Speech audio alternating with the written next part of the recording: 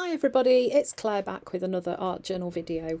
So in this one, again, I'm using one of Nat's amazing independent, fearless women collage papers. Can never remember what they're called. These images are so amazing. As you know, I really love them. This collage paper is also fabulous, and you can use a water brush to tear it. You get a lovely soft edge. So here I'm just using my water brush just to pull off those white edges, just so that I'm not left with a sharp edge when I put the collage paper onto my page. This makes it much easier to blend those edges into your paint as you go along. So then I am grabbing some night and I'm going to put some of that on my page. So I've had a look at the collage paper and felt that there was quite a lot of this sort of very dark blue in the background and thought that would make a really good start for the first layer on my page. So I'm almost using this like a gesso, I guess, adding in a base layer, and then that piece is going to go over the top. So yeah, I'm just kind of trying to get all the paint off my brush. I quite like those sort of dry brush strokes that I've got at the edges. So you can see I haven't gone for neat and tidy. I love those brush marks that you get. So then, because I don't want that dark to be coming through onto the face skin tone, I'm just adding some, that looks like apricot, onto the top of the night, just to make sure that when I glue that in place, the face skin tone stays true to how it is on the collage paper. And then I'm using some of Dina's gel medium just to stick this down. So to get a really nice application, just pop some on the page, pop your collage paper down and put some over the top. And then you can kind of burnish it down either using just your finger or a piece of kitchen paper. Then I'm going to start bringing in some colours. So here I'm using, I've started with apricot and decided I didn't like it. So I'm just lifting it off. There you go, left that mistake in there. Well, let's not call it a mistake. Let's call it a, I don't like how I did that. I'm going in with these brush strokes rather than like solid, just painting blobs of colour. The reason for that is that the way this collage paper is designed, it seems to have those kind of painterly brush strokes on them, as a lot of them do. So I'm taking my cue from that. So this is cocoa that I'm going in with. So I look at the collage paper and see what colours I can spot in there and just start to pull some of those out from the image onto my page. I also look at the way the brush marks are made and try to mirror those too. So you can see now I'm starting to go in and add brush strokes that go over the edge of the paper, and it will start to disappear. You know, if you look really carefully, you might be able to see it, but actually this is a way that you can kind of just blend it in with everything else that's going on. And then I'm just kind of going for it really and adding a few more marks on there too, and just starting to pull those marks out from the collage paper and onto my background. So then I've had some cocoa left. I've just added in a little bit of apricot, I think, just made this slightly lighter tone. It's a pretty colour.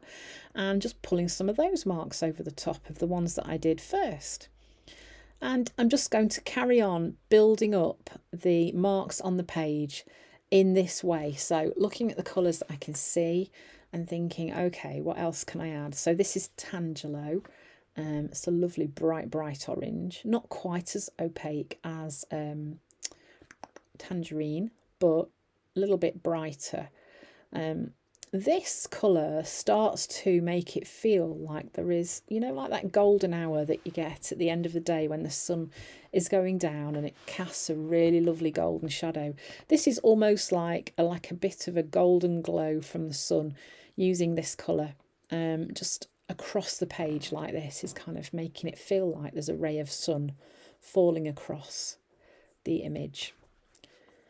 Then I've added a bit of apricot into that just to make a slightly lighter tone again. So I'm using the same colours all the time and just playing with mixing them to create tones that are going to work. I've added some of that onto the top of the face. Then popped out a bit of cheddar quite sure, maybe I'm drying my brush. I think I was drying my brush there, so I don't want too much moisture in my brush. So adding this cheddar as well is just another tone of that orange. And you can see I'm varying the way that the brush strokes go, so I'm not doing them all the same way. I want to keep that kind of random feel of how the paint is applied to the paper. So now it looks like this lady's just peeping out from amidst all these colours, starting to really come together. Then this is rouge, or is it raspberry? Actually, I think that's raspberry. So I could see a little hint of this sort of colour somewhere on the paper, and I thought, oh, that's really going to start to make it pop, just to add a few touches of this on here. This is such a fun way to build a background. And just making those brush marks as well. So now sky, so just a lighter tone of that blue, and I'm kind of adding this where the darker blue was, which I think was ocean or peacock. But yeah, just adding those slightly lighter tones really just lifts those colours. Then of course you've got to add the catch light back into the eye, and I'm just adding some more light spots onto those glasses just to brighten those as well. Adding in where the light catches just lifts it a little bit more. And on the lip, and a little bit down the nose too. And then just kind of smudging that just to soften those bits. So I'm just kind of trying to bring the face to life with those catches of light. I have had so much fun playing with these images. I've absolutely loved it. So now I'm just looking for a stencil. This is Nat's, I think, is it Scribble or Graffiti stencil. I am going to do a little bit of stenciling onto the edges of my image. So I'm going to pull the stenciling over some of the marks and onto the dark part that's left. So bringing it right to the edge. And that has the effect of blending those edges really nicely and just making it kind of flow a bit more. So she's kind of less just sort of floating in the middle. You can see how I store my Nat stencils there. And of course, I've got to go in with a bit of text stamping. This is something that I always do. I just love using text on my journal pages. Those of you that have done classes with me, both in person and online through Nat and on my website, you'll know that text stamping, there are things that I always do, and that's one of them. White dots, black dots, any sort of dots is something else I also do quite a lot. And there I'm just using a Posca pen just to pop a few dots down in that bottom right hand corner. And then I'm using a white Posca pen to add some words. I'm going to try and keep the words on the paint area so it keeps it all contained together.